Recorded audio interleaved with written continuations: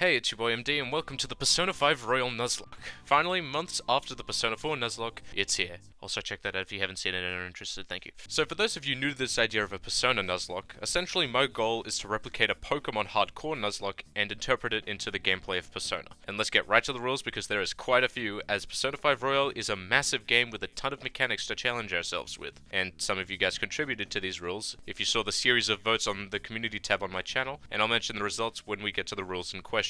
So for the first rule and the first poll result, I'm actually already going against it because even though one item per teammate per battle won the vote, I decided it would be funner without it and more challenging, as I feel that one item per teammate per battle would make this a bit more than a cakewalk. And unlike Persona 4, it is possible to beat Persona 5 Royal without using any items in battle on the hardest difficulty. But my main reason is, because this Nuzlocke is trying to align with a Pokemon Nuzlocke, only held items are allowed, and in this game, accessories come in way bigger variety and effect than they did in Persona 4, and it kind of makes sense that the accessory is the equivalent of a held item, so I'm gonna go with no items in battle whatsoever, but out of battle is fine. Oh boy, do I miss Vanish Balls. Next is encounters for new personas on Joker. The first encounter after every safe room will be an encounter where you are able to obtain a new persona, which means the Bank of Gluttony is gonna suck. Anyway, the next rule is similar to Dupe's Clause in Pokemon Nuzlocke, and regarding Ryuji's insta-kill ability where it automatically picks up a persona. So basically, if it's a Dupe Clause, you keep your encounter, unless there is a persona not in your stock in the battle or it is unable to be obtained, such as the new persona being a Disaster Shadow or being too high level. And with Ryuji's insta-kill, I'll be dismissing any persona he makes me pick up. Also, the Thieves Guild is banned from stopping personas from running away or saving a teammate taken hostage. And also no network fusions for obvious reasons, as it would make it insanely easy. The DLC bundle will also be banned, as all of the overpowered accessories make the game pretty easy, like camera strap and the free 100,000 yen that you get with Royal. I did want the outfits, but if I wanted to listen to different music, I could just put my own on anyway. I also will not be pulling free DLC personas from the compendium at all or used in battle. However, if I do get the chance to fuse one, it can only be used to strengthen other personas or be itemized. Next rule is another one that you guys voted on, and this is the rule that will allow me to use the compendium only to do the strength confidant, because otherwise I'm pretty sure it's impossible. But in any other scenario, the compendium is completely banned. So now we are up to difficulty, and for this run, I'm going to go with hard instead of merciless, because merciless is just a mess of one-shots for both sides, and I get more XP, so I'm going to argue that hard is the more balanced of the difficulties. Both difficulties have their own challenges, so if you want to try it yourself on merciless, absolutely go for it. The rules will be in the description, so check that out if you want to try this for yourself or just want to see the rules again. Next rule is another one decided by the polls, and it was for being able to challenge the Persona 3 and Persona 4 protagonists in the Velvet Room and use the rewards. However, part of me doubts I'll actually get around to it because even though, as some of you have seen, it is very possible to get all the rewards for the Foggy Day Challenge, it does require a setup that I might not be able to do with Nuzlocke rules, but we'll have to see how it goes. Next rule is a Pokemon Hardcore Classic, and that is a level cap on our party, and the protagonist persona, which will correspond with the dungeon end boss. Pretty standard rule you'll see in almost every Nuzlocke, but with Persona it's a bit weird considering how XP is distributed. The next rule is the final of the poll results, and this was for the gallows in the Velvet Room. The question was whether or not I would be allowed to save scum to get a specific move when strengthening a persona.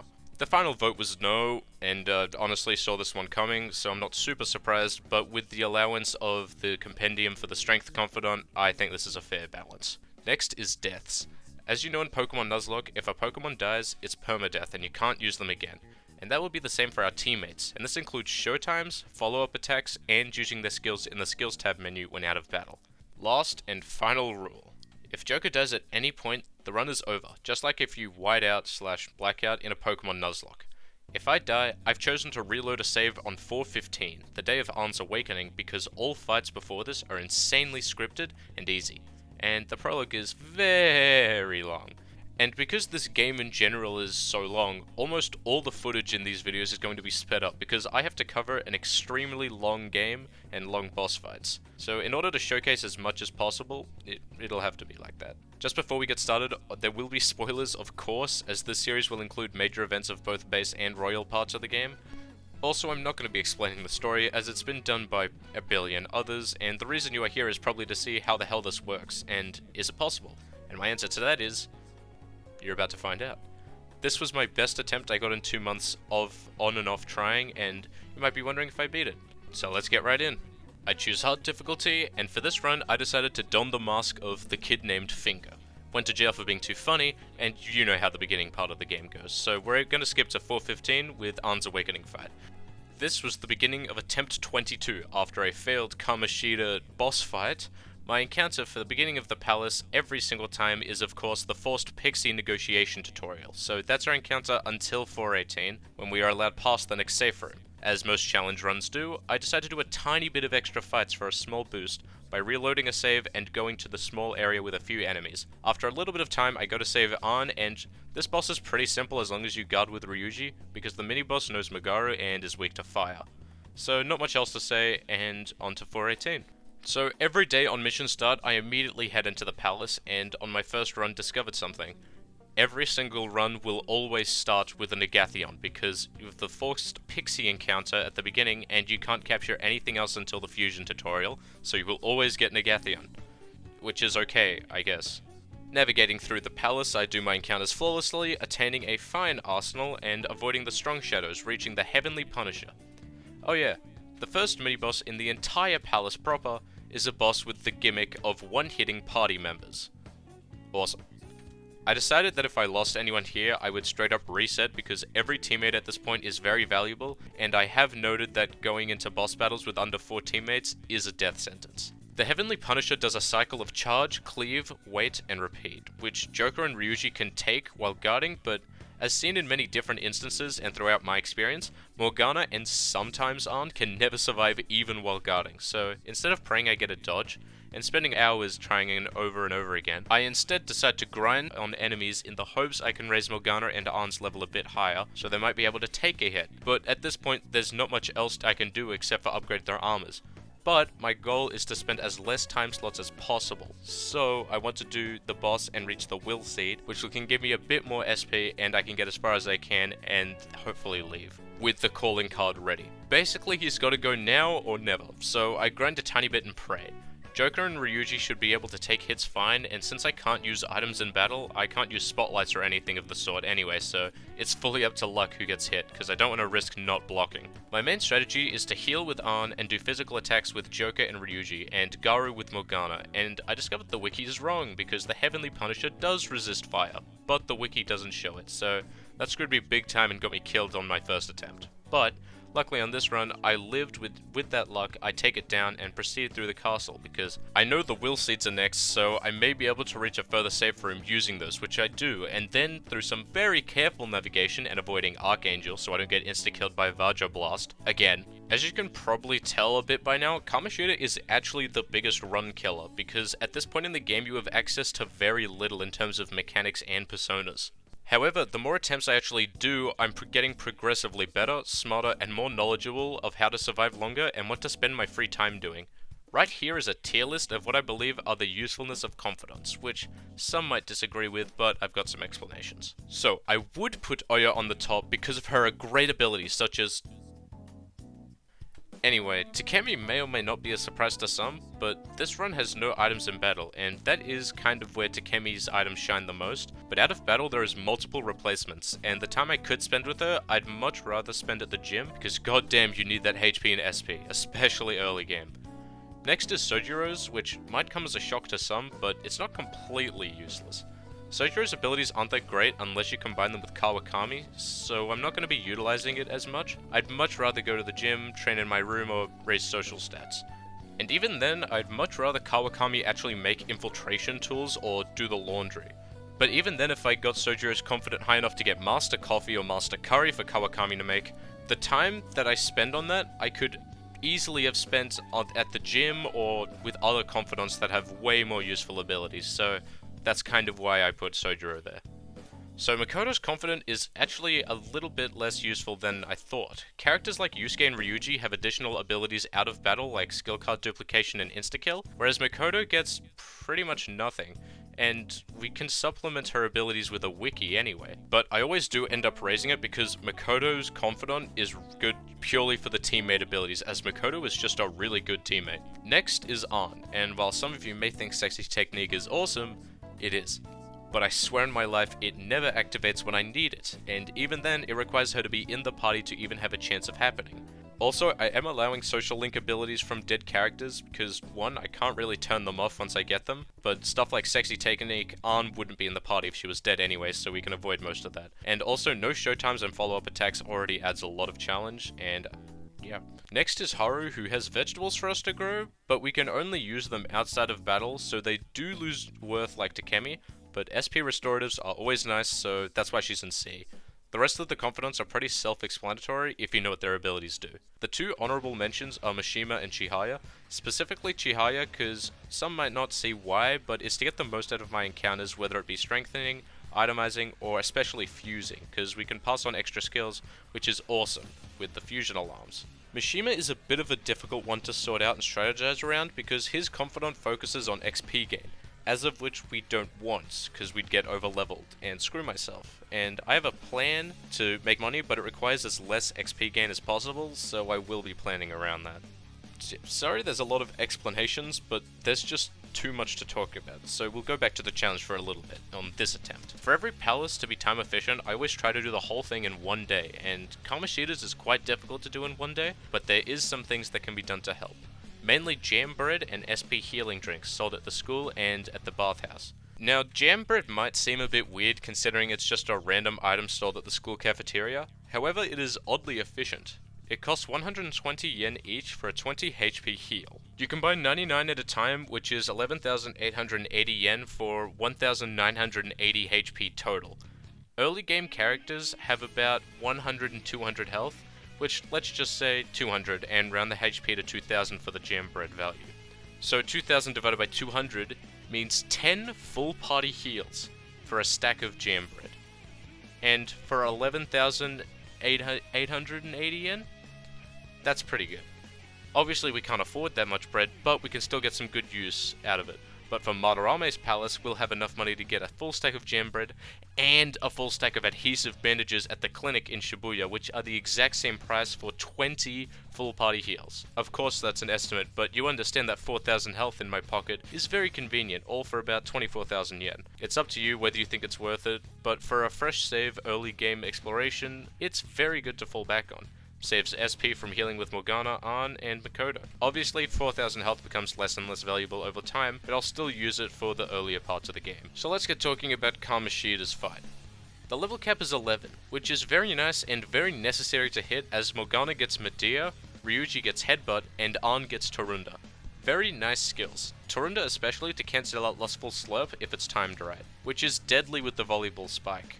By this point, I fought Kamoshida a few times, and every single time Morgana runs out of SP very close to the end of the fight, which does stress me out, but with Slime or Obarion, which have physical resistance, I can take less damage.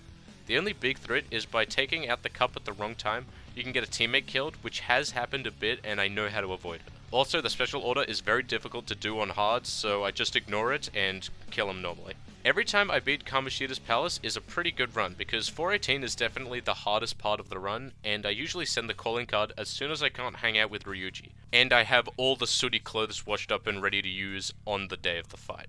Once Kamoshida's gone, we're given quite a large amount of breathing room while we have the entire of Kamoshida's deadline and the break before Madarame's palace to work on Ryuji, Ahn, work out, raise social stats, as well as start the Sun Confidant. In terms of social stats, I really want Guts as much as possible for Kawakami's Confidant, Kindness for Futaba's, Knowledge for Hifumi, Charm for Makoto, and Proficiency for technical ranks, so I try my best to time my rank ups with those events.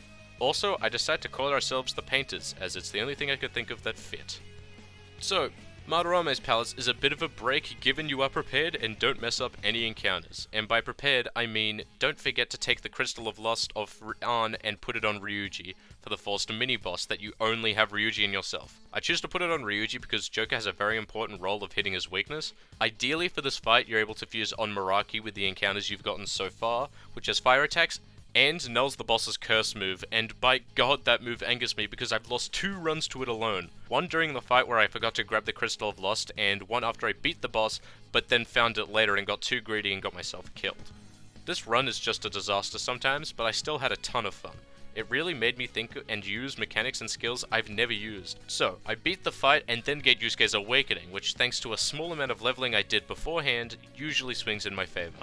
And Yusuke's Bufu and Obarian on Joker can do a pretty good amount of damage to the boss and the enemies around it. During this run, Yusuke dodged every single hit, avoiding instant death from sledgehammers, so I got really lucky. And this feat means we have the 5th party member, and we can rearrange our party. But I keep Yusuke on the sidelines for now because I like the team the way it is. And also, Yusuke's social link is not available yet, which automatically puts him as a lower priority for party members I want on my team because social link abilities are busted.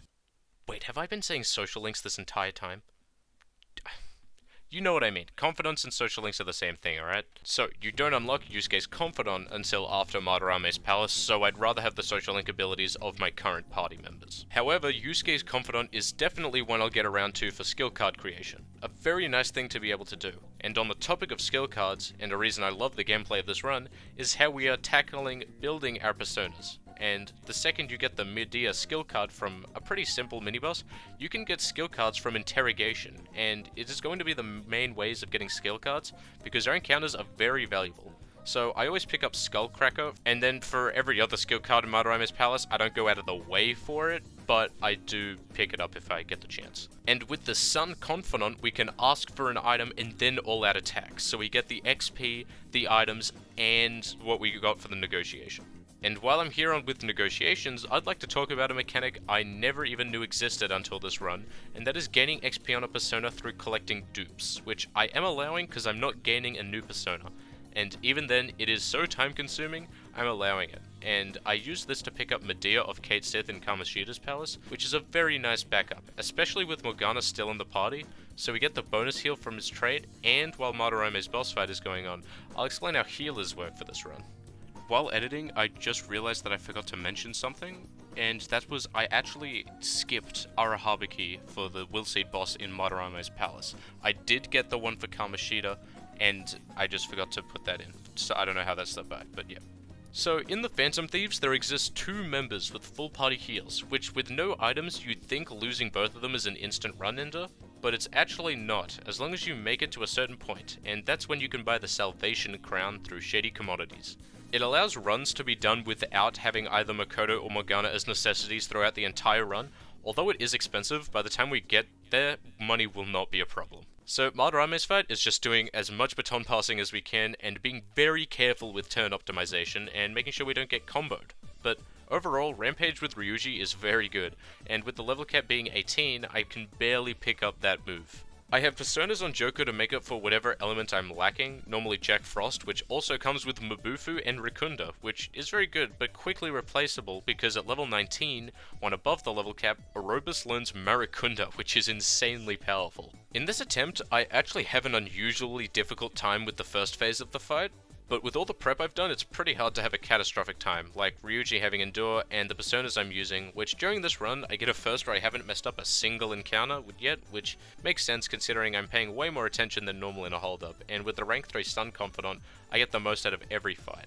A lot of baton passing and rampages later, and the fight's over, and that means it's time to speed through the Temperance Confidant as much as I can. But because of how much setup I did for Madarame, it's not a lot of time before the deadline comes and we unlock Kichijoji, which is a very nice place for its multiple points of interest, like the Jazz Club, the Used Clothes Shop, and the Darts Place, which I really want some technical level and baton pass ranks before Kanashiro's Palace, which I do start to do. During this section of the game, we also unlock Akechi's Confidant. Oh, am I mistaken? I thought I heard something about delicious pancakes. Which I want to get to rank 4 at least before 9-4, so I can use the Jazz Club to teach a certain party member charge, as well as then being able to teach Futaba some extra support skills, which I didn't know existed until doing this run. By the end of the break before Kanashiro, I'm making steady progress on the Sun and Temperance Confidants, as well as starting Yusuke's and a little bit of Akechi's. And within the time I reached Makoto's Awakening fight, which went a lot better than it did last time, in that run, Joker got hit with Rampage 3 times, I missed a Dormina, and Makoto died at the very start of the fight. So with luck like that, I just couldn't pull through and Joker died. I actually mentioned this on the community tab on my channel. Yeah, that's what happened. This time I managed to beat the fight deathless, and now we have access to Makoto. but for similar reasons I didn't at Yusuke in the last palace, because we don't have access to a confidant and a level 1 baton pass, I decided to keep her on the sidelines for now and stick with the original 4, as they were doing me good so far. And the reason I bring up baton pass ranks is because I want to be extremely efficient with them, so I'm only going to do it when I have 2 characters that need it. Now for Kaneshiro, the level cap is 26, and this entire palace is pretty much luck based.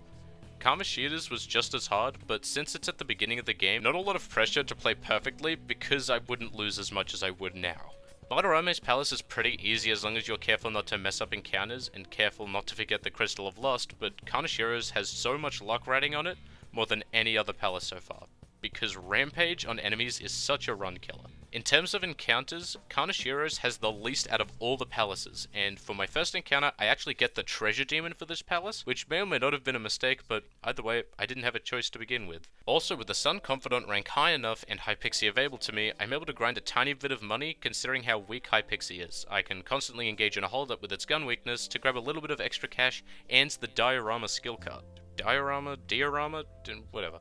The palace is also filled with several forced fights, such as the already completed first infiltration fights, including when you get swarmed and Makoto's awakening, then the Showtime introduction fight, which keep in mind I'm only allowing if both party members are alive, then the technical tutorial, the control room, one fight for each of the keys to the big door, then the Kin Key mini-boss. It's just a lot of fights, but thankfully all of them go well, especially the Kin Key mini-boss. I got insanely lucky and managed to completely abuse technicals and 2 lucky shocks, and I was super easily able to get through the fight. Especially with the Showtime, I got to finish off Kin Key, and then with the new physical persona I made, I was easily able to wipe them out. Then that's the last forced fight, so from here on I'm onto the vault, and now I have the potential to do the Will Seed boss, but more on that later. The vault itself isn't too hard, with Morgana to wipe out Rakshasas, and after doing all the door codes without any guides, I'm really smart I know. With that, the Lock Palace is coming to a close, with the option to send the calling card. But before I leave the palace, I unlock Fusion Alarms, which, to be honest, doesn't really help because I've bled completely dry of personas due to the lack of save rooms here. But unlike the last palace, I believe my arsenal of debuffs and attacks will allow me to beat the Will Seed boss, which comes with very strong moves, and while pretty much all bosses are immune to sleep for some reason, you can still use Confusion, which does waste a turn for the enemy as long as I don't attack it before they get a turn, which is fine with me because debuffs don't count towards that. And the fight actually went pretty fast and easier than I expected because of that. And now I get Miraku Kaja, an excellent buff for the entire game, and I decided to put it on Morgana as he is the least damage output of the entire team, and he can fire it off on the first turn when he doesn't really need to heal. Also, I managed to get Mataru Kaja on Joker, which means we now have defense and attack downs for enemies and buffs for the team for maximum damage output and protection. Now my team's all leveled up and I've got all the Will Seeds, it's time to leave and prepare for what's to come, Kaneshiro and his bodyguards, as well as Piggytron. In terms of strategy, I had an excellent idea which I was surprised I even thought of. In phase 2 of the fight, Kaneshiro will bring out his guards for hire and inflict sleep on the party for technical damage. But I can pick up the caffeine patch from away to give a party member resist sleep. So I put that on everyone, get all the sooty clothes, which are always better than whatever you can get from away, plus you can save money, and I head into the fight where phase 1 is manageable, except for having to give up a Snuff Soul, which hurt, but SP isn't super concerning. And once you do the special order, he's vulnerable to constant attacks, so I go ham until the second phase, and I still get put to sleep a lot with Lullaby.